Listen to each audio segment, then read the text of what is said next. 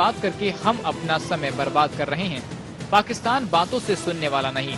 आखिर कब तक हम अपने जवानों की बलि चढ़ाते रहेंगे? सीज फायर पर उल्लंघन की खबरें लगातार मिल रही हैं और ये बहुत चिंताजनक स्थिति है।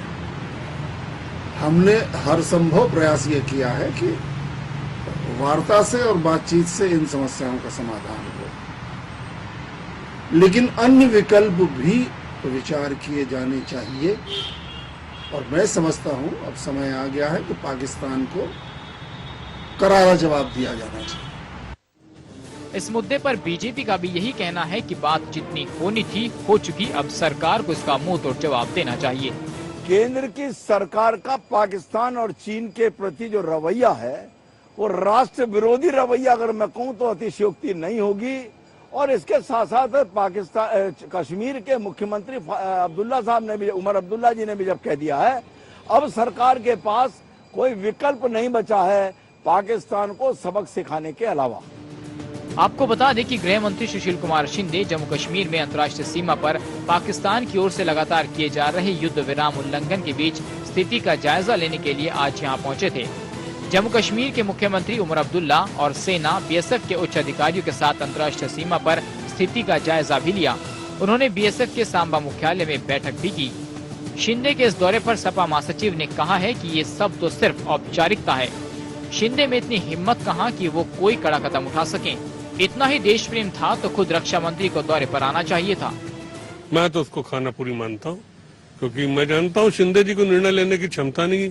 जिसको तो रक्षा मंत्री को जाना चाहिए, प्रधानमंत्री को तुरंत मीटिंग बुलाना चाहिए, अपनी यात्रा कैंसिल करनी चाहिए और एक इमरजेंसी मीटिंग करके अगर कोई निर्णय ले तो पाकिस्तान को भी संदेश जाएगा कि हिंदुस्तान कठोर निर्णय लेने में सक्षम है। खैर, अब सरकार चाहे जितनी भी दलीलें दे, पर अब तो उसके ही खेमे से आवाज उठनी शुरू हो गई है।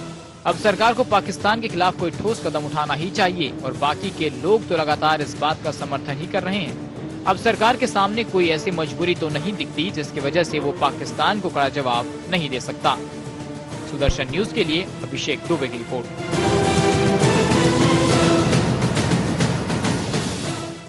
ऐसी राजनीतिक स्थितियां कम बनती हैं जब सीमा पर सीनाजोरी की वजह से पड़ोसी देश में एक राजनीतिक एकमत सा बनने लगे। राजनीतिक एकमत इस बात पर कि अब हमें कड़ा जवाब देना चाहिए। वो किस रूप में होगा, यह तय करने से पहले हमने आपको रिपोर्ट दिखाई। इस रिपोर्ट में आपने देखा कि BJP, Congress, Samajwadi party, national conference सब अब यह समझ रहे हैं कि जो कुछ हो रहा है अंतर्राष्ट्रीय सीमा पर और लाइन ऑफ कंट्रोल पर, वो बर्दाश्त करने के योग्य नहीं है। तो फिर हम करें क्या होना चाहिए? शिंदे साहब क्या समझ कर आए हैं वहां से, इस पर बात करने के लिए हमारे साथ स्टूडियो में है रिटायर्ड ब्रिगेडियर आर.एस. अहलुवालिया साहब। स्वागत है आपका अहलुवालिया जी। शुक्रिया। और हमारे साथ जुड़ेंगे अनुराग वर्मा, सीनियर जर्नलिस्ट, वरिष्ठ पत्रकार। उनसे भी हम स्थितियों के बारे में समझेंगे, उनके अनुभव से हम पता लगाएंगे कि भारत सरकार के पास इस वक्त क्या विकल्प हैं। लेकिन ब्रिगेडियर अहलुवालिया, जो कुछ रिपोर्ट्स आ रही हैं वहां से सीज फायर वायोलेशन की, 2003 के बाद से पहली बार ऐसा हो रहा है कि इतनी बड़ी मात्रा में वहां पर फायरिंग हो रही है पाकिस्तान की ओर से। मोर्टार दागे जा रहे हैं और उससे वहां पर लोगों ने पलायन करना शुरू कर दिया है। खासकर जम्मू के जो हिंदू बहुल इलाके हैं, वो उन इलाकों में कम से कम कई परिवारों ने, सैकड़ों परिवारों ने वहां से पलायन किया है और वो इधर उधर शरण ले रहे हैं और कई परिवार वहां से पलायन करने की तैयारी कर रहे हैं। ये स्थितियों के बारे में आप क्या कहेंगे? देखिए, पहली बात, कोई भी टिप्पणी करने से पहले हमें समझना चाहिए कि जो हो रहा है ये क्यों हो रहा है जी।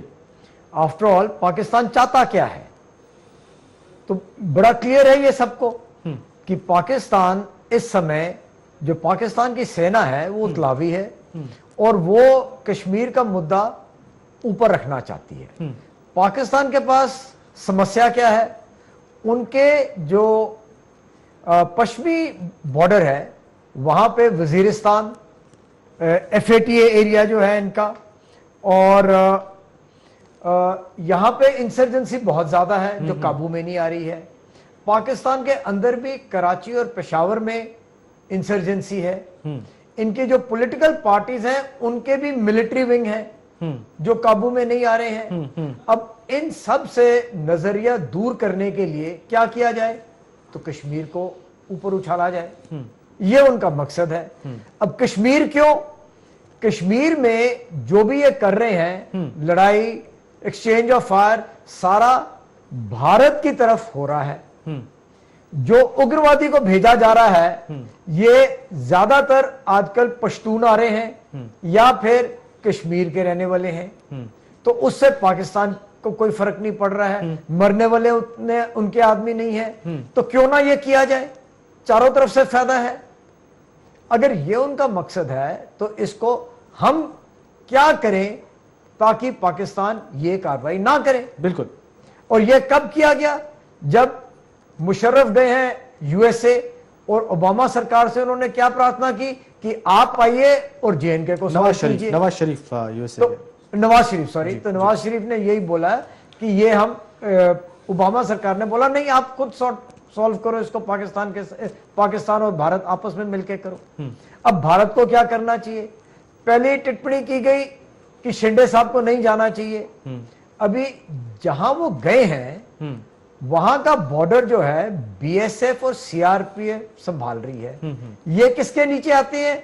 होम मिनिस्टर के नीचे आते हैं। तो वो गए हैं वहां पे जो यूनिफाइड कमांड मीट है वो अटेंड करने के लिए, और जो काउंटर इन्फिल्ट्रेशन स्ट्रैटेजी है पैरामिलिट्री फोर्सेस की जी आर्मी के साथ जो बनाई है उसका रिव्यू करने गए हैं। ये इनका एरिया है, इसमें डिफेंस मिनिस्टर का कोई काम नहीं है, तो डिफेंस मिनिस्टर ये काम नहीं कर सकते हैं। इस मीटिंग में क्या कोई निर्णय लिया जा सकता है पाकिस्तान के अगेंस्ट कोई एक्शन लेने का? तो जवाब है नहीं, वो कर ही नहीं सकते, ये मकसद ही नहीं है उनके विजिट का। तो उनका मकसद क्या है वहां पे? उनका मकसद सिर्फ ये था यूनिफाइड कमांड जो है इन्फिल्ट्रेशन को कैसे रोक सकती है, उसके लिए जो पीछे फ्लड्स वगैरह आए उससे बॉर्डर फेंसिंग डैमेज हुई है उसको कैसे रिपेयर किया जा सकता है, पैरामिलिट्री फोर्सेस क्या कर रहे हैं। जिन पुलिस स्टेशन में अटैक हुआ था सितंबर में उन्होंने उसको विजिट किया, जो बीएसएफ की बटालियन है उनके जवानों का हौसला अफजाई की। बिल्कुल। तो ये सब उनके नीचे आता है और उनका यहां पे जाना जायज बनता है।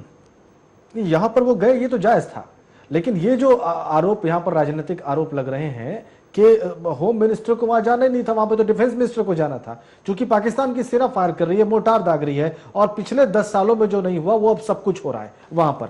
ये अभूतपूर्व स्थिति है, ये ऐसी स्थिति है जिस पर जम्मू कश्मीर के सीएम को यह बोलना पड़ा कि भारत के पास ज्यादा विकल्प नहीं है। हमारे साथ अनुराग वर्मा है, सीनियर जर्नलिस्ट। वर्मा जी, स्वागत है आपका हमारी इस चर्चा में। धन्यवाद।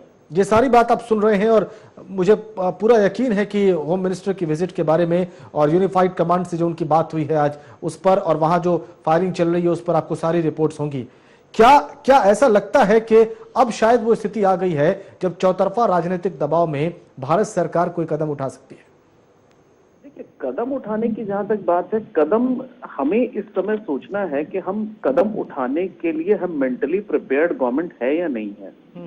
जो आज की विजिट है, जो मुझे लगता है, जो एक्सपर्ट्स के जो जितनी बातें हुई, जो समझ में आ रहा है कि वो काफी हद तक राजनीतिक है। पिछले दिनों काफी कांग्रेस यूपीए सरकार के ऊपर ये आरोप लग रहे हैं कि वो टेरर पे बहुत सॉफ्ट है, पाकिस्तान को लेकर रवैया बड़ा ढुलमुल है। इनफैक्ट गवर्नमेंट जो है बड़ी अजीब सी नॉन गवर्नमेंट वाली सिचुएशन है कि गवर्नमेंट है भी या नहीं है, ऐसी सिचुएशन हो गई है। तो शिंदे साहब की विजिट कुछ हद तक ये जो है दिखाने के लिए है कि हम देखो सेना के साथ हैं, उनकी हौसला अफजाई करने के लिए हमारी मिनिस्ट्री का इतना सीनियर मेंबर जा रहा है, उनसे बात कर रहा है। और जो पिछले दिनों बात चली, जो विपक्ष ने आरोप लगाया कि सेना के जो है मनोबल गिर रहा है सरकार के ढुलमुल रवैये की वजह से, और टेररिज्म को लेके जो प्रॉपर स्टैंड ना होना, पाकिस्तान को लेके जो प्रॉपर स्टैंड ना होना, उसकी वजह से सेना का मनोबल गिर रहा है। तो वो किसी तरह से उसको काउंटर करने के लिए जाया गया। मुझे नहीं लग रहा है जो आज की स्थिति है और जो कुछ ही दिनों में चुनाव आने वाला है, यूपीए सरकार कुछ भी स्टैंड लेने की पोजीशन में है, या स्टैंड लेने की जो इच्छा शक्ति चाहिए, जो विल चाहिए, वो आज की तारीख में उसके पास है। नहीं, इच्छा शक्ति तो खैर एक ऐसा विषय है जो शायद समय के साथ साथ कभी कभी दे देता है किसी को। अनुराग जी, अभी तक हो सकता है कि इतना दबाव ना पड़ा हो, लेकिन अभी पिछले कुछ दिनों से जो कुछ भी हुआ है वहां पर अंतर्राष्ट्रीय सीमा पर और लाइन ऑफ कंट्रोल पर, वो अभूतपूर्व है। वो पिछले 10 वर्षों में नहीं हुआ। 2003 में जो समझौता हुआ था मुशर्रफ और वाजपेयी सरकार के बीच में सीज फायर का, उसको अभी इतने बड़े स्केल पर तोड़ा गया है। ऐसी स्थितियां पहली बार बनी है 10 वर्षों में, जिसमें जम्मू कश्मीर के सीएम को बोलना पड़ा, उमर अब्दुल्ला साहब को, जो कि खुद ऐसा समझा जाता है कि वो शांति के पक्षधर हैं, बातचीत के पक्षधर हैं, बातचीत की बात वकालत कर रहे हैं। उन्होंने भी कहा कि नहीं, दूसरे विकल्पों पर विचार करना पड़ेगा। समाजवादी पार्टी ये बात कह रही है, इवन कांग्रेस के प्रवक्ता चतुर्वेदी ये भी कह रहे थे कि स्थितियां नियंत्रण से बाहर हो रही हैं, और बीजेपी तो खैर पहले से कह रही है। तो आपको नहीं लगता कि अब ये स्थिति नई है और विचार भी नए तरीके से हो सकता है? देखिए, अगर यूपीए सरकार इस पे वाकई कुछ कर रहे, कुछ स्टैंड लेने की स्थिति में है या स्टैंड लेने जा रही है, तो ये बहुत ही बधाई के पात्र होंगे। लेकिन मुझे इसमें पता नहीं क्यों इनके उसमें शंका सी लगती है। मुझे नहीं लगता कि ये बहुत ज्यादा स्ट्रांग कोई एक्शन। देखिए, अगर मिनिस्टर की वहां विजिट हो रही है, थोड़ा दूसरे पक्ष पे भी दबाव बढ़ता है इससे कि हाँ भाई, अब ये हमने बहुत अति कर दी कि इतना इम्पोर्टेंट मिनिस्टर जो है वो दौरा कर रहा है। अच्छा, दूसरी चीज, सबसे बड़ी चीज क्या है इस समय पाकिस्तान की स्थिति क्या है कि पाकिस्तान के प्रधानमंत्री शुरू में भारत और पाकिस्तान के संबंधों को लेके काफी जो है पॉजिटिव रवैया था उनका, लेकिन उनको धीरे धीरे समझ में आया कि पाकिस्तान के अंदर अगर उन्हें राजनीति में बने रहना या राजनीति करनी है, तो वो इंडिया के साथ दोस्ती की बात करके बहुत ज्यादा इंटरनली वो कंफर्टेबल नहीं हो सकते। एंटी इंडिया कैंपेन एक ऐसी चीज है जो पाकिस्तान में सारे धड़ों को एक तरह से उनके बीच में एक एडहेसिव का काम करती है, सबको जोड़ देती है कि जहां एंटी इंडिया बात होती है। तो उन्होंने भी वही स्टैंड लिया है जो पिछली सारी की सारी सरकारें लेती आ रही हैं कि हमेशा हमने हर सरकारों में देखा है, इवन इंडिया में भी देखा है, जहां पे विकास की जब बात होती है, गरीबी की जब बात होती है, तो उससे हटाने के लिए हमेशा कुछ ना कुछ डिफरेंट चीज जनता के सामने ले आई जाती है। उसी तरह वहां पाकिस्तान में है कि वहां पे विकास, बिल्कुल अनुराग जी, हटाने के लिए बिल्कुल डबल टॉक हो रही है वहां पर। वो कुछ चीजों से ध्यान हटाने की कोशिश कर रहे हैं। ब्रिगेडियर अहलूवालिया, अभी आप भी इससे बात कर रहे थे कि कैसे वहां पर डाइवर्ट करने की कोशिश की जा रही है, वहां की जो उनकी जो अंदरूनी दिक्कतें हैं उनसे वो अलग ले जाने की कोशिश कर रहे हैं। लेकिन इन सब बातों से हमें क्या फर्क पड़ता है? वो हम सब समझते हैं और हम ये भी समझते हैं कि वो क्यों कर रहे हैं। अभी सवाल ये है कि हमें क्या करना चाहिए। बिल्कुल। मेरे हिसाब से ये एक बहुत अच्छा मौका है यूपीए सरकार के लिए साबित करने के लिए इलेक्शन से पहले कि वो कुछ ठोस कदम उठा सकते हैं और इसका उनको बहुत फायदा होगा इलेक्शंस के लिए भी। तो कोई वजह नहीं है कि यूपीए सरकार ये कार्रवाई ना करे। अभी कार्रवाई क्या होनी चाहिए? अगर आपने अपने सॉइल पे, अपनी जमीन से लड़ाई पाकिस्तान की तरफ लेके जानी है, हमें पता है कि वो उग्रवादियों को एनकरेज कर रहे हैं, डेवलप कर रहे हैं, कैंप्स रख रहे हैं, तो हमें एक्शन लेना पड़ेगा। और जो हमारा एक्शन है वो दंडात्मक और रिक्तिपूर्व होना चाहिए। सिर्फ ये इस प्रकार का एक्शन लेने से ही ये जो बॉर्डर पे फायरिंग चल रही है ये बंद होगी। अगर हम याद करें तो कारगिल के बाद, कारगिल में भी सीज फायर कब हुआ था? जब पाकिस्तान ने रियलाइज किया कि बड़ी बुरी मार खाने वाले हैं, तो वो भागे फटाफट यूएसए के पास कि हमें मौका दिया जाए इज्जत पूर्व विड्रॉ करने का, ताकि हमारी बेइज्जती ना हो। उसके बाद पार्लियामेंट पे अटैक हुआ तो हमने मोबिलाइज किया ऑप पराक्रम के लिए। जब हमने लड़ाई नहीं की पर मोबिलाइज करके 1 साल तक उस हालत में रहे, फायरिंग चलती रही। उसके बाद नवंबर 2003 में, इनफैक्ट 26 नवंबर को ये सीज फायर का एग्रीमेंट साइन हुआ था। अब इस सीज फायर का उल्लंघन हो रहा है, सीज फायर का कोई मतलब नहीं है। अगर ये मतलब नहीं है तो हमें भी उसी प्रकार कार्रवाई करनी चाहिए।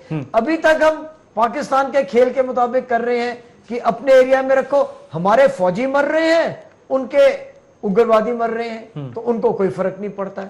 तो हमें एक्शन लेना पड़ेगा ताकि डायरेक्ट जो कैंप हैं उन पे हम एक्शन ले। उस पे हम फायरिंग कर सकते हैं, उन पे हम अपनी आर्टिलरी फायर यूज कर सकते हैं, ताकि पाकिस्तान को महसूस हो कि अगर वो ये कार्रवाई बंद नहीं करते हैं हाँ। तो उनको काफी भारी नुकसान होगा। बिल्कुल, भारी नुकसान की एक गुंजाइश इस तरह से है कि वहां पे सर्जिकल स्ट्राइक करें, क्रॉस बॉर्डर क्रॉस करे भारतीय वायुसेना और सर्जिकल स्ट्राइक करे उनके उग्रवादी कैंप्स पर और उनकी सेना को भी नुकसान पहुंचाए। ये एक संभावना हो सकती है, इस पर बात करेंगे छोटी सी ब्रेक के बाद। पर सीमाजोरी की नई हरकतों ने भारत सरकार को गंभीरता से सोचने के लिए मजबूर कर दिया है।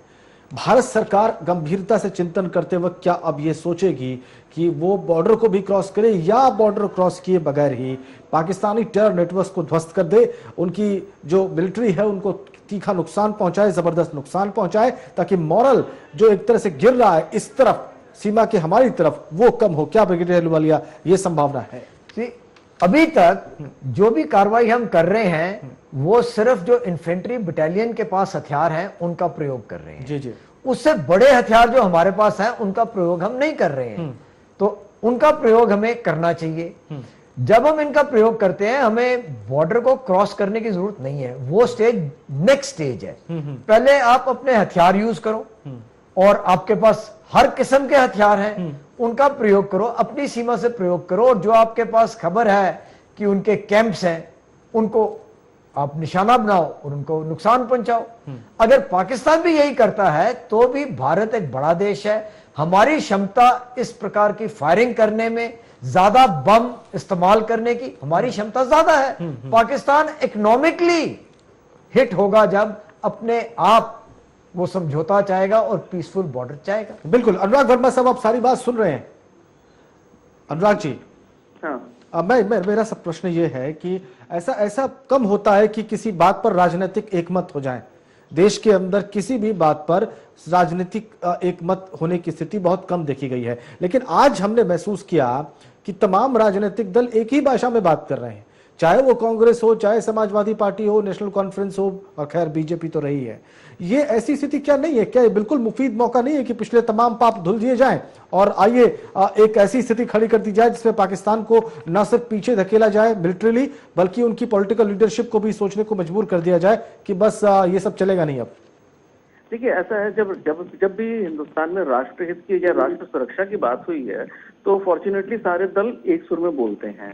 इस समय यूपीए को चाहिए कि जो उनके जो पिछले दिनों जो लैक ऑफ कम्युनिकेशन और जो भी जो है जो उनकी जिन वजहों से जो है काफी जो है बदनामी हुई है, उसको वो सारे विपक्षी दलों को एक मंच पे लाके एक तरह से एक कंसेंसस बनाए, एक आम सहमति बनाए, चाहे वो आर्थिक रूप से उनको कहीं किसी तरह से जो है दबाना है, या जैसे ब्रिगेडियर साहब बोल रहे हैं कि उनको मिलिट्री पावर यूज करके, मिलिट्री माइट यूज करके उनको किसी तरह से पीछे ढकेलना है, उनके कैंप्स को तहस नहस करना है। तो ये इस समय वक्त की जरूरत है कि यूपीए सरकार के जो बड़े मंत्री हैं, जो प्रधानमंत्री हैं, वो पहल करें और सभी दलों को एक प्लेटफॉर्म पे लेके आए। एक आम सहमति से इसमें डिसीजन होने की जरूरत है और इसमें इस समय कोई ना कोई डिसीजन लेने की जरूरत है। और मैं ब्रिगेडियर अहलूवालिया की बात से एकदम सहमत हूं कि मिलिट्री माइट यूज करने का टाइम आ गया है, लेकिन साथ ही इस समय इकोनॉमिकली उसको किस तरह से डैमेज किया जाए और किस तरह से उसको किसी तरह से गिरफ्त में लिया जाए जिससे वो ज्यादा प्रेशर पड़ता है। और सेकेंडली एक चीज मुझे और लगती है कि इंटरनली पाकिस्तान बहुत ही डिस्टर्ब्ड कंट्री है। बहुत सारे प्रेशर ग्रुप्स हैं, बहुत सारे जो है ऐसे ग्रुप्स हैं जो सरकार से अलग एक्ट करते हैं। तो उनको किसी न किसी तरह से हमारी खुफिया एजेंसी को, जिस तरह से आईएसआई इंडिया में डिस्टर्बेंस करने की कोशिश करता है, उसी तरह हमारी एजेंसीज को इंटरनली पाकिस्तान को डिस्टेबलाइज करने की जरूरत है, जिसको मुझे नहीं लगता, मुझे समझ नहीं आता कि क्यों जो है सरकारें इग्नोर कर रही हैं। अनुराग जी, ये तो कहना बड़ा मुश्किल होगा कि भारतीय खुफिया एजेंसियां वहां काम नहीं कर रही हैं। इस पे शायद हमारी सरकार कभी कुछ कहेगी भी नहीं और रणनीतिक रूप से कहना भी नहीं चाहिए हम लोगों को। लेकिन ये तय है कि अब जो कुछ भी है, जो आपने कहा कि वो डिस्टर्ब जो एंटिटी है पाकिस्तान की, उसको ये बताने की जरूरत है कि तुम डिस्टर्ब्ड हो, तुम कमजोर हो, और वो तभी मुमकिन हो सकता है ब्रिगेडियर अहलूवालिया जब अब हम ताकत का इस्तेमाल करें। बिल्कुल, ताकत है हमारे पास और हमें मालूम है कि उनकी आर्थिक स्थिति पे इसका पक्का असर पड़ेगा, तो जरूर करना चाहिए। पॉलिटिकली भी एटमॉस्फेयर ठीक है और मिलिटरीली भी ये सूट करता है, तो क्यों ना किया जाए। बिल्कुल। और आप देखिए नवाज शरीफ को अमेरिका में बड़ा ठंडा रिस्पांस मिला है। उनको बहुत जो उन्होंने प्रपोजल रखा कि आप आइए बीच में मध्यस्थता करिए, इसका कोई वहां पे स्वागत नहीं हुआ है अमेरिका में। और ये बड़ी अच्छी स्थिति है, बड़ी मुफीद स्थिति है भारत की सरकार के लिए कि वो इस पर और एक्सप्लॉइट करे सिचुएशन को, और कैपिटलाइज करे, और ज्यादा इसका लाभ उठाए, और पाकिस्तान को हर तरीके से चारों ओर से पॉलिटिकली, इकोनॉमिकली और मिलिट्रीली ये बता दिया जाए कि आप जो कुछ भी कर रहे हैं ये कंटिन्यू नहीं हो पाएगा इस फॉर्म में, इसको आप आगे नहीं बढ़ा सकते और हम आपको कभी भी जवाब देंगे। हम पाकिस्तान को एक्सप्लॉइट नहीं करना चाहते, हम उनको ब्रेकअप नहीं करना चाहते, हम शांति चाहते हैं बॉर्डर के ऊपर। अगर आप शांति मेंटेन करते हैं तो हम बिल्कुल ठीक है, अगर आप हमारे देश के अंदर गड़बड़ करोगे तो उसका हम मुंह तोड़ जवाब देंगे। बल्कि अनुराग, आज मैंने देखा कि समाजवादी पार्टी के जो नेता है नरेश अग्रवाल जी, ऐसा लगा कि वो बिल्कुल बीजेपी के सुर में बात कर रहे हैं। आज उनके राजनीतिक प्रहार बिल्कुल ऐसे थे जैसे बीजेपी करती है सेंटर के ऊपर। कहीं नहीं लग रहा था कि वो बाहर से सपोर्ट कर रहे हैं और किसी तरीके से कोई एक मत है वो किसी सरकार से।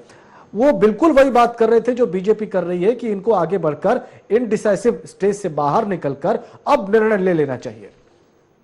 देखिए, ये तो इंटरनली गवर्नमेंट भी इस चीज को समझ रही है कि इस समय अगर ये डिसीजन नहीं लेते हैं तो इनकी बहुत बड़ी वीकनेस सिद्ध होगी और अगली इलेक्शन पे भी रिफ्लेक्शन होगा और ये हमेशा इतिहास में दर्ज होगा कि यूपीए 2 ने किस तरह से पाकिस्तान को इतना ज्यादा लिबर्टी दी और टेररिज्म को किस तरह से उन्होंने इन्फिल्ट्रेशन को और पाकिस्तान की जैसे उद्दंडता को उन्होंने जिस तरह से स्वीकार करते गए।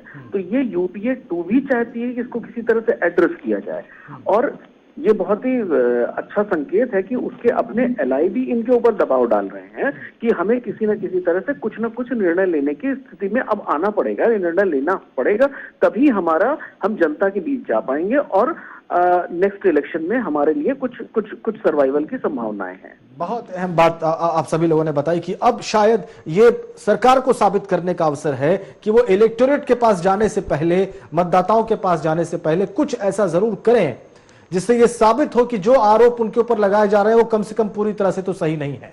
और अगर सरकार ऐसा करने में कामयाब होती है तो एक साथ कई हित भारत के सज सकते हैं, सरकार के सज सकते हैं। और वो हित सबसे बड़ा जो है राष्ट्रहित वो ये है कि पड़ोसी मुल्क पाकिस्तान को ये पता चले कि वो जो भी कर रहा है वो पाप की सीमा में आता है, उसे स्वीकार नहीं किया सकता। बहुत धन्यवाद स्टोरी बनाने के लिए ब्रिगेडियर अहलुवालिया, और बहुत धन्यवाद अनुराग इस चर्चा में फोन लाइन से जुड़ने के लिए और अपने मत रखने के लिए।